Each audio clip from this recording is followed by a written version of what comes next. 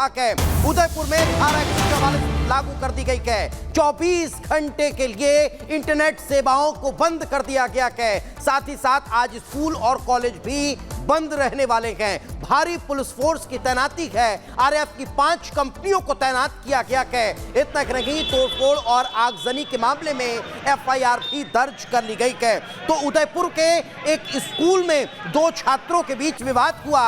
एक छात्र ने दूसरे को चाकू से घायल कर दिया, जिसके बाद तनाव देखने को मिल रहा है। उदयपुर की सड़कों पर हो हल्ला और हंगामा हुआ। गाड़ियों को आग लगा दी गई, दुकानों में तोड़फोड़ की गई, जिसके बाद अब स्थिति को कंट्रोल करने के लिए धारा 144 लागू की गई। तो वहीं आज स्कूल कॉलेज को बंद किया गया है। 5 तस्वीरें इस वक्त आपके टेलीविजन स्क्रीन पर, जिनमें आप समझ सकते हैं कि कैसे इस घटना के बाद गाड़ियों को आग के हवाले कर दिया गया। उसे कंट्रोल करने के लिए धारा 144 लागू की गई। हिंसा और तोड़फोड़ की तस्वीरें आपके टेलीविजन स्क्रीन पर हैं। प्रदर्शन और बवाल के बाद अब फोर्स की तैनाती की गई और 5 रैपिड एक्शन फोर्स की कंपनियों को सड़कों पर उतारा गया ताकि स्थिति को कंट्रोल किया जा सके।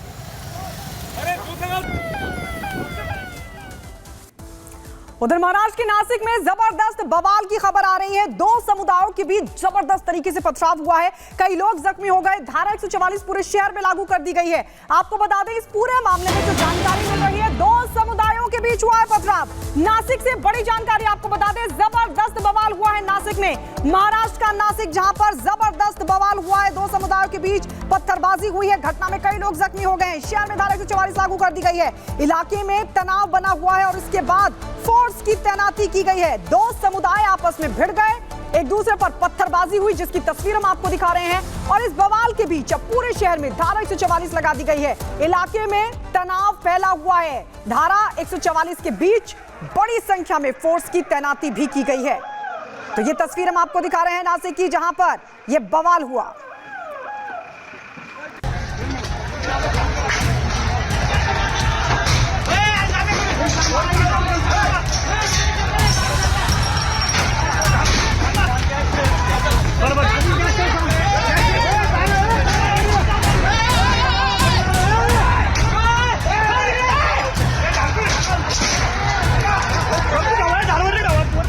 ये तस्वीरें हैं महाराष्ट्र के नासिक की। ध्यान से देखिए कैसे शांतिपूर्ण चल रहे प्रदर्शन पर पत्थर बरसाए जा रहे हैं।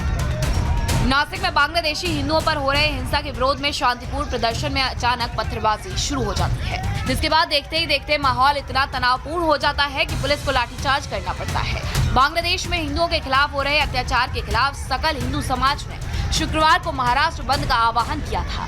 बंद के दौरान नासिक में पथराव से तनाव फैल गया।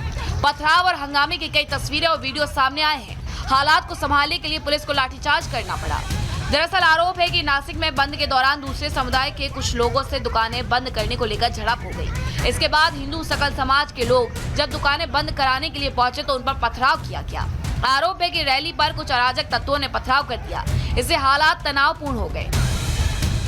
दोनों गुटों में जमकर पत्थरबाजी हुई। बड़े बड़े पत्थर उछाल कर फेंके गए। गाड़ियों में तोड़फोड़ भी की गई। पत्थरबाजी की घटना में कई लोगों के घायल होने की भी खबर है। जानकारी मिलते ही पुलिस मौके पर पहुंची। इस दौरान हालात को नियंत्रित करने के लिए पुलिस को लाठीचार्ज करना पड़ा। भीड़ को तितर बितर करने के लिए पुलिस को आंसू गैस के गोले भी छोड़ने पड़े। कड़ी मशक्कत के बाद हालात पर काबू पाया गया। नासिक बंद का आह्वान था। थोड़ा सा 2 समाज एक सामने आने से तनाव निर्माण हो गया था, पर शांतता है। पुलिस जगह जगह पे तैनात है, बंदोबस्त बराबर लगा हुआ है। हालांकि अब इलाके में शांति है और एहतियातन इलाके में भारी पुलिस फोर्स की तैनाती की गई है।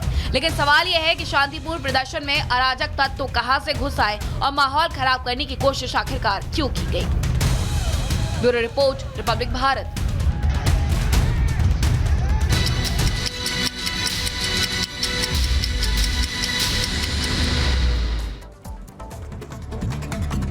आईएमए के आह्वान पर आज देश भर में डॉक्टरों की हड़ताल अगले 24 घंटे तक बंद रहेंगी। सभी सरकारी अस्पताल में ओपीडी सेवाएं।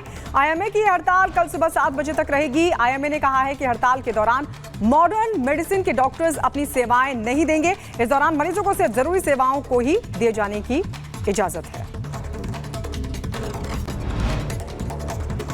इंडियन मेडिकल एसोसिएशन ने अपनी मांगों की एक सूची तैयार की है, जिसमें अस्पतालों में हिंसा से निपटने के लिए नीति बनाना और डॉक्टर्स की सुरक्षा समेत कई मांगे रखी गई है।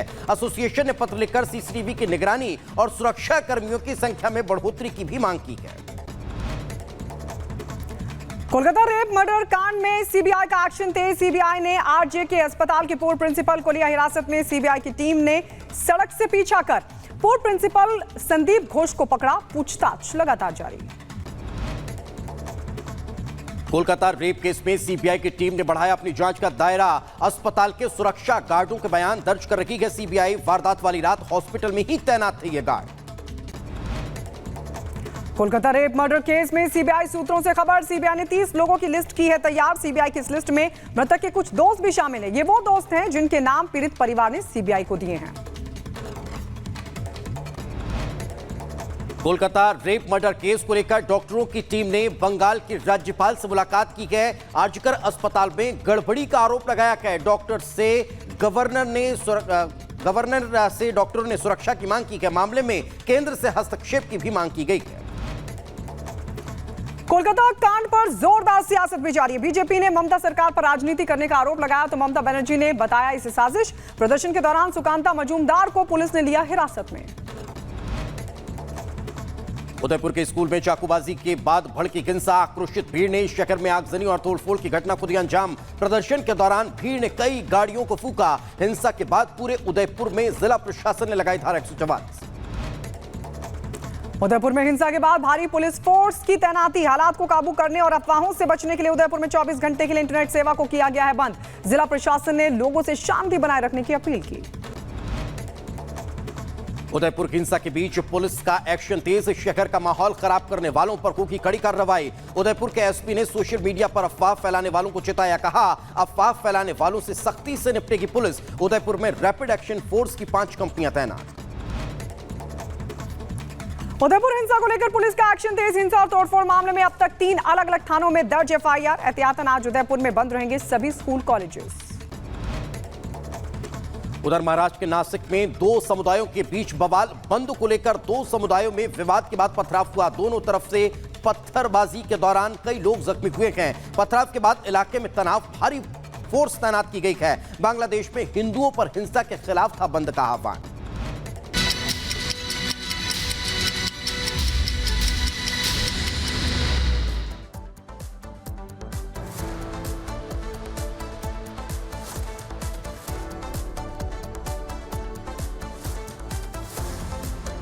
क्या रूसी सैनिक सरेंडर करने वाले हैं? ऐसा इसलिए कहा जा रहा है क्योंकि दावा किया जा रहा है कि करीब 50 से ज्यादा रूसी जवानों ने हथियार डाल दिए हैं। यूक्रेन के सैनिक अंदर तक घुस चुके हैं। इससे जुड़ी एक रिपोर्ट आपको दिखाते हैं।